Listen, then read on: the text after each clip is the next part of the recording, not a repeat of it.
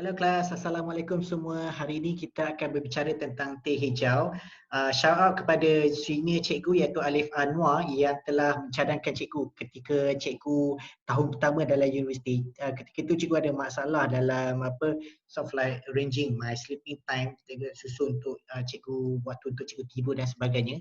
Dan apa yang berlaku, dia mencadangkan kenapa kau tak minum teh hijau? Teh hijau boleh keep you calm and collected and then probably can doze you off easily. Sebenarnya ada macam-macam juga teh yang lain. Kita ada teh Earl Grey and teh Earl Grey itu sebenarnya lebih baik daripada teh hijau.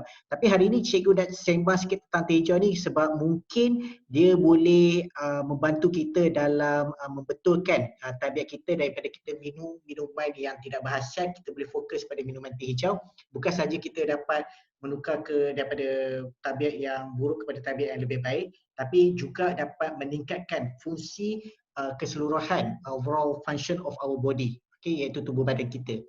Jom kita tengok asal usul teh hijau sebelum kita pergi ke kelebihan yang ada dalam teh hijau ni. Ada akan beberapa bahagian, jadi cikgu rasa ada 3 bahagian, but I'll try to make it as short as possible. And kalau tak sempat tengok pun, tengok satu video, boleh tengok video yang lain, dan seterusnya cikgu juga akan bagi tahu bagaimana biasanya cikgu boleh amalkan teh hijau cikgu dalam kehidupan seharian.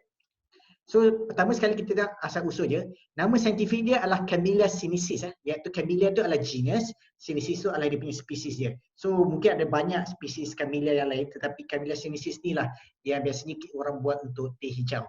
Okay, so kalau kita tengok bermula dari China, dinasti Tang pada abad ke-7, dan kemudian dipopularkan ketika abad ke-10, dinasti Song, di mana daripada sini dia dipopularkan di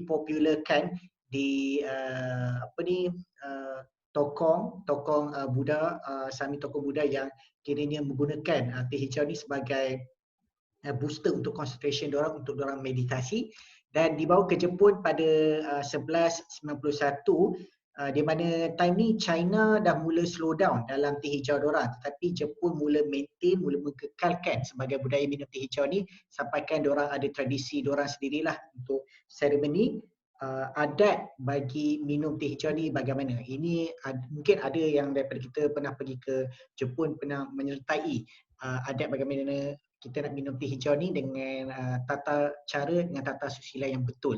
Okey, seterusnya juga disebut sebagai matcha. Okey, cha adalah tea, kan macam ada goncha, cha time. Okey, so cha tu sebenarnya adalah tea.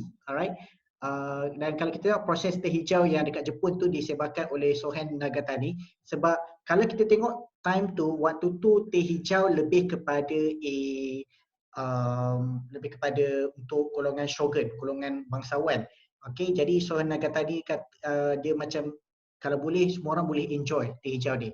Jadi dia ajar kepada farmers, petani, dan akhir sekali satu negara, Jepun dapat menikmati teh hijau ni. Okey, so kita try tengok kelebihan pertama tentang teh hijau ni berdasarkan beberapa kertas kajian saintifik. Nanti semua kertas kajian saintifik tu cikgu cuba sertakan maybe pada bahagian ketiga, sebab dia ada 9 sebenarnya kelebihan. Tapi bear with me, kamu cuba kita tengok apa yang cerita-cerita yang menarik tentang teh hijau ni.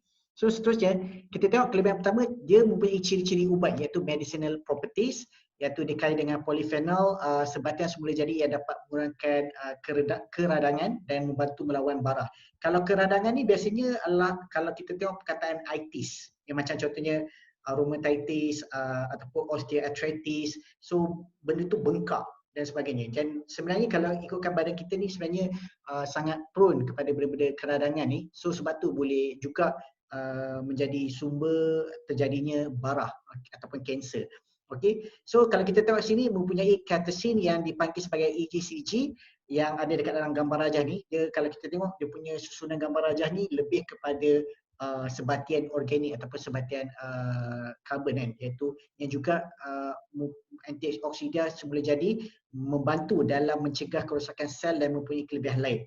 Okey, so gambar rajah ni juga ada yang pernah jumpa ketika kita belajar dalam A level, kita belajar tentang ketone, lepas tu aldehyde dan sebagainya, ataupun alkohol, ada yang bentuknya hampir serupa dengan AGCG ni. Okey, dan seterusnya bahan-bahan ini dapat mengurangkan pembentukan radikal bebas yang terlibat dalam proses penuaan dan pembentukan beberapa jenis penyakit. Yang tadi tu kelas antioksida tu ramai yang kata okey makan buah-buahan boleh juga dapat menjadi antioksida boleh jadi. Dan teh hijau kebetulan dia dalam bentuk liquid, so dia senang untuk diabsorb dalam badan kita dan boleh jadi antioksida secara semula jadi. Okey, seterusnya kelebihan kedua, ini adalah yang paling best menambah baik fungsi otak. Okey, kalau kita tengok dekat sini dia mengandungi kafein tetapi tak sebanyak kopi. So it just nice. Alright, kandungan dia tak terlalu banyak, tak terlalu sedikit sampai kita tak dapat rasa efek dia, dan tak terlalu banyak sampai kita maybe kita jittery effect ataupun kesan kita tak boleh duduk diam dan sebagainya macam kita minum kopi. Kita rasa macam hyper dan sebagainya. Dia tak macam tu. Dia just nice. Okey, yang apa yang diperlukan oleh tubuh badan kita lah. Okey. Mengandungi asid amino L-theanine yang dapat membantu menghasilkan golongan alfa dalam otak kita. Alright, kajian menunjukkan kombinasi kafein dan L-theanine ni boleh mempunyai kesan yang sinergi yang bermakna dapat meningkatkan fungsi otak kita. Okey, dah lah dia boleh macam bagi tenaga. Kafein ni dari segi not so hyper, tapi bolehlah hyper yang diperlukan, dan juga asid amino L-theanine ni yang dapat menghasilkan gelombang alfa dalam kita boleh meningkatkan produktiviti kan. So secara anekdot ni maksudnya berdasarkan testimoni lah, alright. Tetapi dalam testimoni ni sebenarnya tak digalakkan kita guna pakai dalam kertas kajian sebab dia varied ataupun dia boleh berubah antara satu sama lain antara beberapa individu yang berbeza. Ramai yang melaporkan mereka mempunyai tenaga yang stabil dan lebih produktif apabila mereka meminum teh hijau daripada mereka meminum kopi lah. Cikgu pernah ada satu case, pelajar ni cikgu pernah sort of like galakkan ataupun cadangkan minum teh hijau sebab dia rasa penat dalam kelas dia duduk di asrama. Jadi pagi tu dia minum teh hijau and then dia cuba minum, dan apa yang berlaku dekat dalam kelas dia, semua orang macam mengantuk, tak dapat fokus, tak dapat tumpukan perhatian dalam apa cikgu mengajar, tetapi at the end of the day dia seorang je yang kiranya yang macam dia fresh, dia macam dia boleh buat kerja tanpa gangguan dan tak kurang pun dia punya perhatian dia dalam menumpukan menyalin nota dan membuat latihan lah yang disediakan oleh guru pada papan putih tu. Okey, so kelebihan ketiga pembakaran lemak. Okey, kat sini teh hijau mungkin dapat meningkatkan kadar metabolisme ataupun metabolisme dan pembakaran lemak pada masa yang singkat walaupun ada beberapa kajian yang tak bersetuju. Okey, dalam satu kajian yang melibatkan 10 orang yang sihat, teh hijau bukan TEH sebab dia auto dekat sini Teh hijau dapat meningkatkan penggunaan tenaga sebanyak 4% dalam kajian lain yang melibatkan 12 orang yang sihat juga. Ekstrak teh hijau dapat meningkatkan pembakaran lemak sebanyak 17% berbanding placebo. Okey. Placebo ni macam contohnya kita bagi dia air kosong, tapi kita kata air kosong ni maybe air kosong campur gula kan, ataupun air kosong campur rasa, bagi dia rasa pelik sikit. Kita kata sebenarnya dia adalah air biasa dengan perisa, tapi kita kata okey, air ni boleh menyebabkan anda sembuh. Itu adalah placebo. And biasanya placebo campur kita buat lagi satu kumpulan yang lain yang minum the real medicine, maybe kat sini ekstrak teh hijau ataupun bahan ubat yang lain bagi merawat kes-kes tertentu. Okay, so mungkin ada beberapa kajian yang tak bersetuju ni, bermaksud setting dia buat walaupun dia buat yang benda yang sama tapi tak jadi. Mungkin ada faktor-faktor lain yang masih lagi berbeza. Sedangkan kalau kita nak buat satu kajian, semua faktor kena sama kecuali satu je elemen yang berbeza supaya kita mudah untuk compare, mudah untuk dibandingkan kajian dia dan mudah direplikasikan kajian dia kepada benda-benda lain. Ini cikgu akan bincang lagi dalam episod lain tentang pengajian di universiti dan apa yang mereka buat di universiti sebenarnya yang boleh jadi pensyarah dan boleh jadi pengkaji. Okay, seterusnya kafein juga dapat meningkatkan prestasi fizikal dengan menggerakkan asid lemak dari tisu lemak. So tisu lemak tu dia tukarkan jadi asid lemak dan menyediakan mereka sebagai readily available sumber tenaga.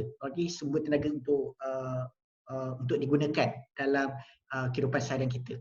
Okay, dikatakan dalam satu kajian dianggarkan 11 ke 12% prestasi fizikal dapat ditingkatkan dalam dua kes yang kajian yang berbeza. Okay, so seterusnya teh hijau bahagian nombor 2 nanti cikgu akan buat episod yang lain.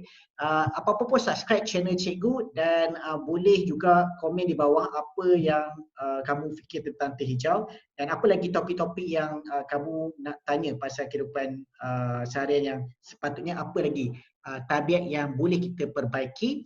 Dan selain pada itu stay tune lah lagi dengan more episode with Sensei Amin untuk masa yang akan datang. Bye kelas. Assalamualaikum.